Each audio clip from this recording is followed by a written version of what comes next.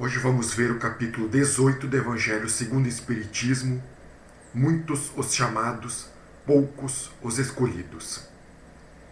Um mundo de paz, onde não existem doenças nem tristezas. Todas as pessoas se querem bem e são felizes. O amor vibra em tudo. É assim que os espíritos descrevem o reino celestial. Mas quantos têm a alegria de alcançá-lo? Talvez nenhum de nós terá esta felicidade após a morte. E não sou eu quem diz isto, mas é o próprio Cristo quem afirma, em Mateus, capítulo 22, versículos 1 ao 14, quando na parábola da festa de núpcias diz: muitos os chamados, poucos os escolhidos.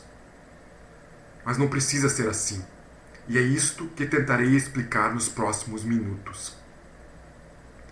No momento de nosso nascimento, recebemos outra oportunidade para fazer coisas novas e refazer o que deixamos para trás. Desta forma, é importante que aproveitemos o tempo que nos foi dado da melhor maneira possível. Afinal, ele passa muito rápido. Mas qual o caminho que devemos seguir? Como devemos agir para alcançar os mundos superiores? A meu ver, temos vários livros que nos ajudam nesta tarefa. E, especialmente, as obras de Allan Kardec trazem muitas informações a este respeito, como, por exemplo, o relato de uma rainha da França, que está no capítulo 2 do Evangelho segundo o Espiritismo, e que diz o seguinte: o orgulho me perdeu na terra. Que trouxe eu comigo da minha realeza terrena? Nada, absolutamente nada. Rainha entre os homens, como rainha acreditei que entraria no reino dos céus. Que desilusão, que humilhação, quando, em vez de ser recebida aqui como soberana, vi acima de mim, mas muito acima, homens que eu julgava insignificantes e aos quais desprezava por não terem sangue nobre.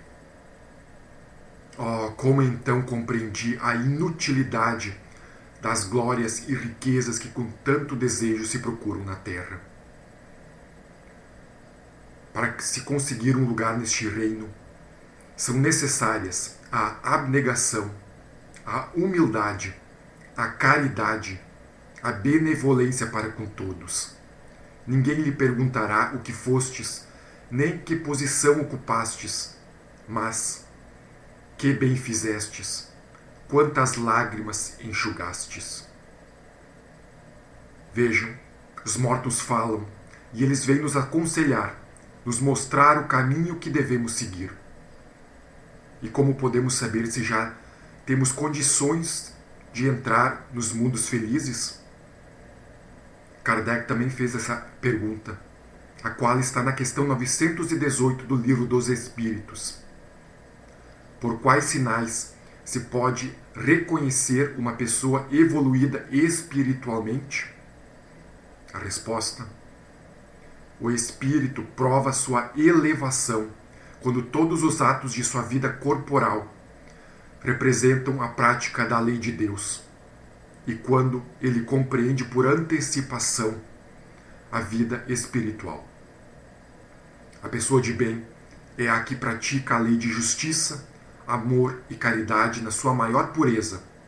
Se interrogar a própria consciência sobre os atos que praticou, perguntará se não transgrediu esta lei, se não fez o mal, se fez todo o bem que podia, se ninguém tem motivos para dela se queixar.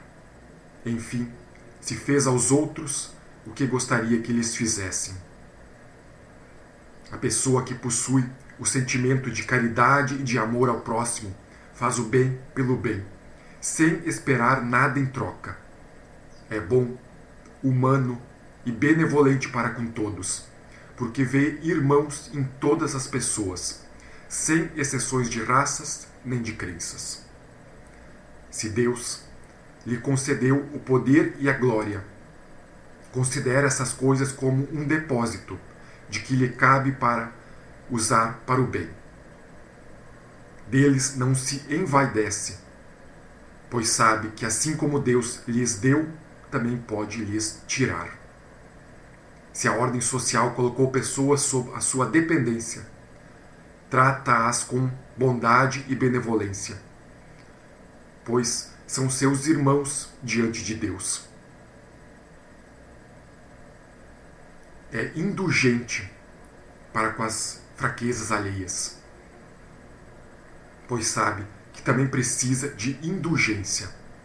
E lembra-se destas palavras do Cristo: atire a primeira pedra aquele que estiver sem pecado. Não é vingativo. A exemplo de Jesus, perdoa as ofensas para só se lembrar dos benefícios, pois sabe que se perdoar, também será perdoado. Respeita, enfim, em seus semelhantes, todos os direitos que as leis da natureza lhes concedem, como quer que os mesmos direitos lhes sejam respeitados. Vejam, não é fácil. Quantas pessoas possuem essas qualidades listadas pelos mentores espirituais?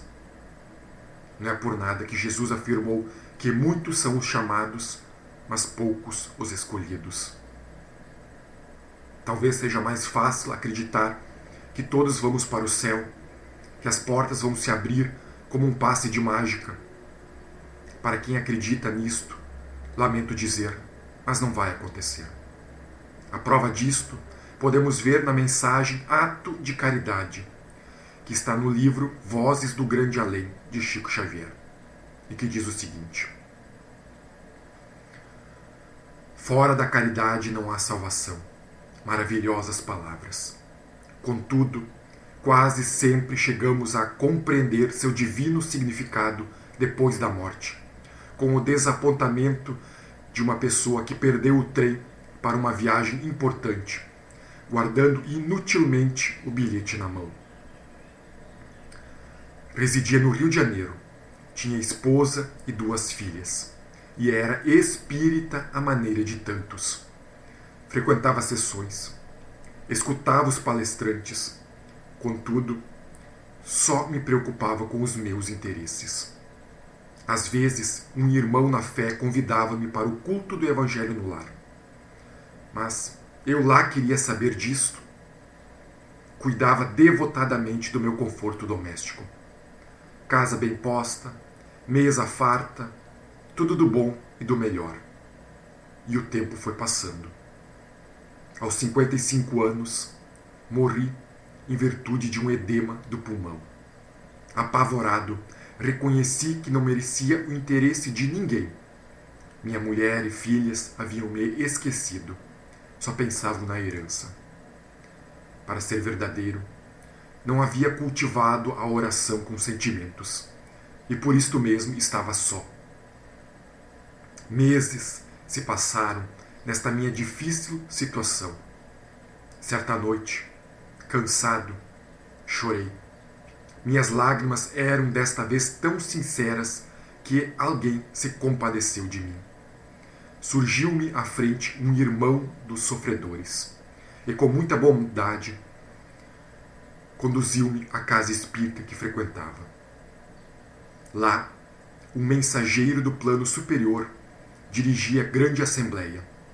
Este instrutor penetrava a nossa consciência, anotando o mérito ou o demérito de que éramos portadores. Pelo olhar daquele espírito extremamente lúcido, deduzi que nenhum pensamento meu lhe seria ocultado. Desejava a mudança, queria melhorar minha triste situação. Perguntou-me o instrutor qual havia sido meu modo de vida. Aleguei preocupado que havia protegido corretamente a família terrestre e que havia preservado minha saúde física com segurança. Ele sorriu e respondeu que semelhantes ações eram comuns aos próprios animais. Pediu-me que confessasse um ato nobre, que justificasse ser auxiliado naquele momento. Minha memória vasculhou os anos vividos inutilmente. Não encontrei um ato sequer.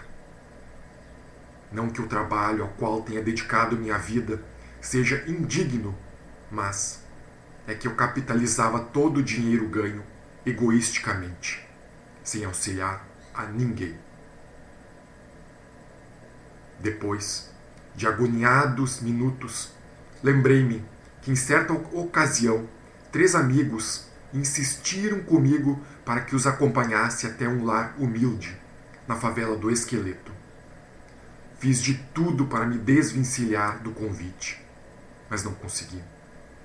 Daí, a alguns minutos, chegamos a uma pequena cabana de lata velha, onde encontramos um quadro desolador. Pobre mulher tuberculosa agonizava. O olhar da enferma era de tal modo suplicante que uma força irresistível me fez dobrar os joelhos para a ajudar no leito. Perguntei-lhe o nome. Informou chamar-se Maria Amélia da Conceição. Seus familiares, uma velha e 2 meninos, que mais pareciam cadáveres ambulantes, nada podiam fazer. Inclinei-me e coloquei-lhe a cabeça suarenta em meus braços, tentando suavizar-lhe a falta de ar. Inutilmente, pois dentro de alguns instantes a infeliz, numa golfada de sangue, entregou-se à morte. Senti-me profundamente aborrecido, e para me ver livre de quadro tão deprimente, pela primeira vez na vida, arranquei da bolsa uma quantia mais farta e transferi para as mãos da velhinha para ajudar nos funerais.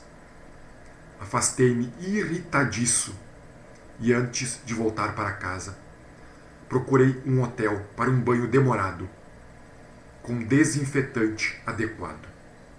E no dia seguinte consultei um médico com medo de contágio. Que tristeza! Não havia mérito algum no único ato caridoso de toda a minha vida. Contudo, alguém avançou da assembleia e abraçou-me.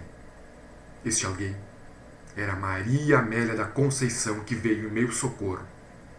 Pediu ao instrutor que nos dirigia recompensasse o meu gesto, notificando-o que eu lhe havia doado pensamentos de amor na hora extrema do corpo e que lhe havia ofertado um enterro digno. Lágrimas corriam-me dos olhos. E a partir daquele momento, para minha felicidade, retornei ao trabalho, sendo investido da tarefa de auxiliar os sofredores. E concluo reafirmando: sou espírita, mas fora da caridade não há salvação. Veja, não basta se dizer cristão ou espírita para entrar nos mundos superiores. É necessário colocar em prática a lei de amor e de caridade. Por isso, da importância de ler, estudar e praticar os ensinamentos da questão 918 do Livro dos Espíritos. Ali estão descritas as qualidades que necessitamos para entrar nos mundos felizes. Mas, antes de tudo, temos de tirar da mente a falsa crença dos favores gratuitos da divindade. Ninguém está livre do trabalho. O esforço do autoaperfeiçoamento deve ser diário. Se hoje ainda não estamos entre os escolhidos, com certeza estamos entre os chamados. Depende exclusivamente de nós carimbar o nosso passaporte para os mundos felizes. Portanto, tenhamos coragem para fazer as coisas certas e perseverança para vencer as dificuldades. Deus não dá provas maiores do que as nossas forças. Acreditem, nascemos para vencer. Num único dia, podemos fazer muitas coisas. Em apenas 1 hora, nossa mente pode criar inúmeros pensamentos. Cada instante, se queremos, pode ser o começo de uma gloriosa renovação.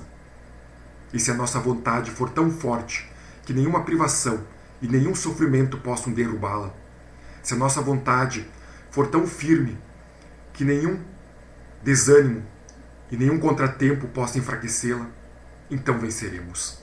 E aí poderemos repetir as palavras do Cristo: animem-se, pois eu venci o mundo. Assim seja.